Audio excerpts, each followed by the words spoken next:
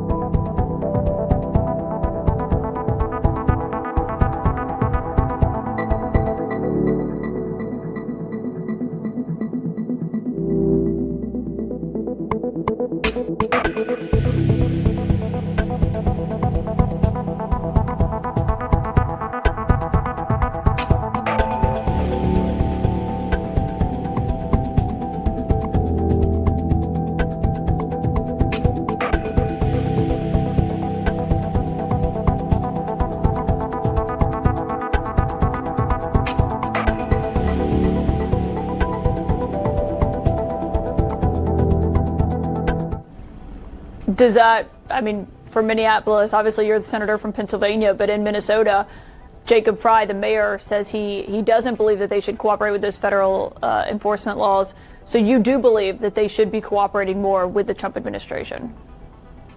What I do believe is that if there are law enforcement that have these people in custody that are behaving in criminal behavior, then yes, they should cooperate with that. And those individuals, if they're convicted, should be deported.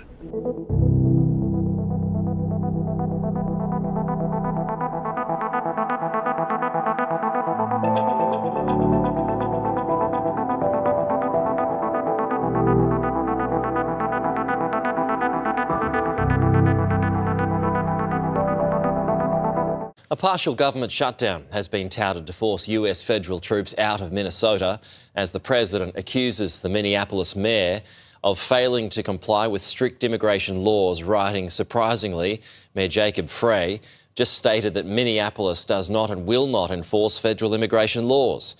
This after having a very good conversation with him. Could somebody in his inner sanctum please explain that this statement is a very serious violation of law and that he's playing with fire? Despite attempts to quell tensions within the city, the disagreement over immigration laws remains a point of significant contention.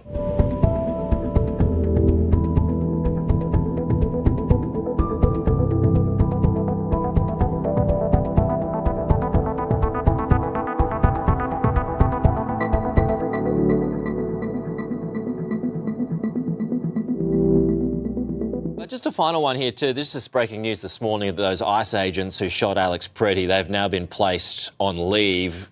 Yeah. Maybe not unexpected, I should say, given that the Trump administration's recent softening or pullback over the incident.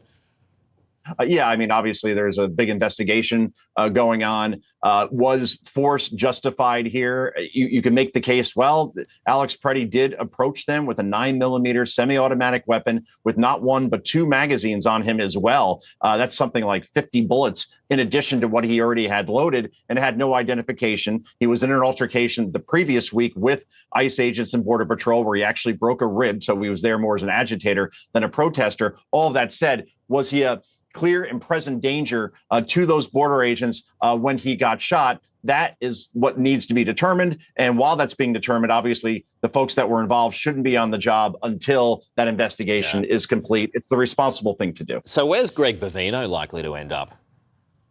California.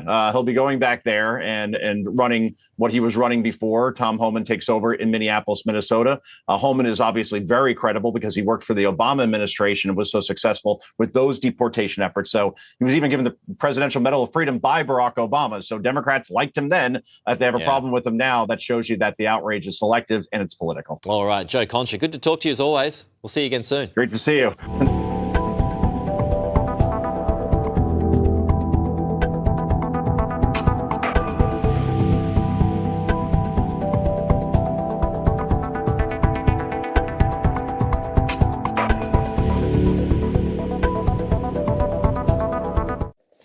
Well, the lies were exposed and Trump has seen how this scandal has rocked his poll numbers. He rang Minnesota Governor Tim Walz, a Democrat, to talk peace, and it seems to have agreed that Trump may remove some of the ICE agents and Walz will stop a campaign of opposition to them. But the biggest sign of retreat is that Trump has sidelined Kristi Noem and appointed his border czar, Tom Homan, to take over in Minnesota instead. He says Homan will report directly to him, Trump, and not Noem, who I think seems destined for the sack. Joining me is Sean Spicer, Donald Trump's first White House spokesman.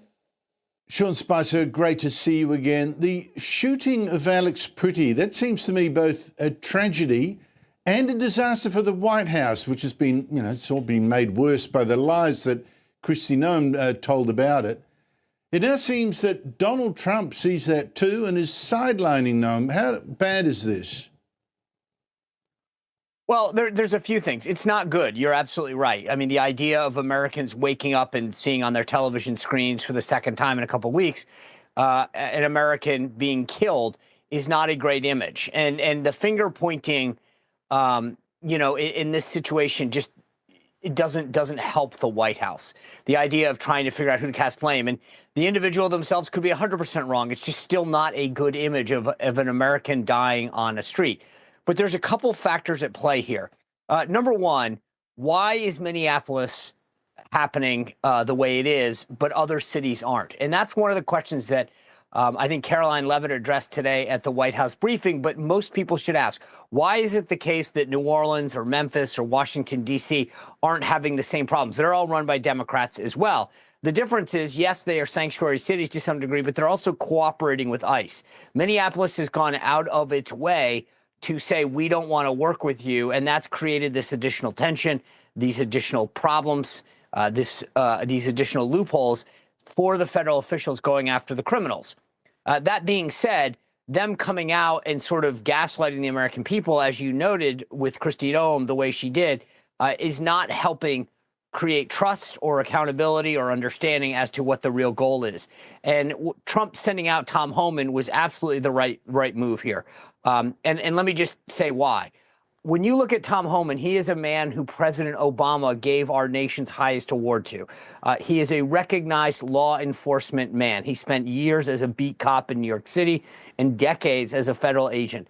He has the bona fides and the credibility to go out and address the issues of ICE and detainment and going after criminals in a very sort of professional way, one that, frankly, Kristi Noem lacks. Well, that's very interesting. What does it say about Kristi Noem? Is she finished then in the long term? I mean, it's quite extraordinary how Tom Homan has been put in charge of essentially her operation. I mean, she's the ultimate say in it. But now this Tom Homan is going to be reporting directly to Donald Trump, as the president himself said, made very clear. Yeah, look, first of all, let's just to fill your viewers on a little palace intrigue. There had been rumors of a lot of tension between Homan and Noem for quite some time. Homan, as I said, is a well-established law enforcement guy who's got strong bona fides dealing with the border, immigration, customs enforcement, that whole deal. So for him, this is in his wheelhouse. Noem, yes, she was a governor, but she's no law enforcement experience, no border experience. I mean, the DHS secretary deals with a lot. They've got the Coast Guard, TSA, all of these various entities, the Secret Service, under their purview. It's a big managerial job. But when it comes to the actual border, Tom Homan is the right guy to be addressing this. And I think the president, not only in the tweet that he sent out this morning, acknowledging that Tom would be going, but made it very clear, and this is something that didn't get a lot of attention, Andrew. He said Homan, who hasn't been involved up till yet, it was almost to say Homan's got clean hands. He can go in and be an honest broker, an honest agent, whereas Noem had sort of created some tension and some concern about her previous statements going back to Renee Good's incident in Minneapolis just a few days prior to that. So I think the reason that he sent Homan in is to be that honest broker, a guy with credentials. But also, one of the things that I talked about earlier today in the U.S. that was interesting to see the president deal with is making this deal. As I said at the outset, the reason that that ICE is having this situation is that law enforcement refuses to cooperate in Minneapolis. So if they know somebody's in their jail and is a criminal, they won't tell ICE. If they know that they get somebody wrapped up in an arrest and they're illegal, they won't tell ICE. And what I think the president needed to do, and he clearly was making that overture today with Governor Tim Walz of Minnesota, was to say, how about we come to a deal?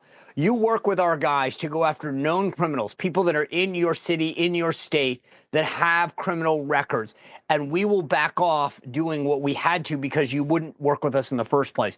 If they can both agree to that, I think the temperature gets taken down, ICE gets to continue doing what it's doing, Walz gets a victory by seeing thousands of these agents probably leave Minneapolis, and he can claim a political victory as well.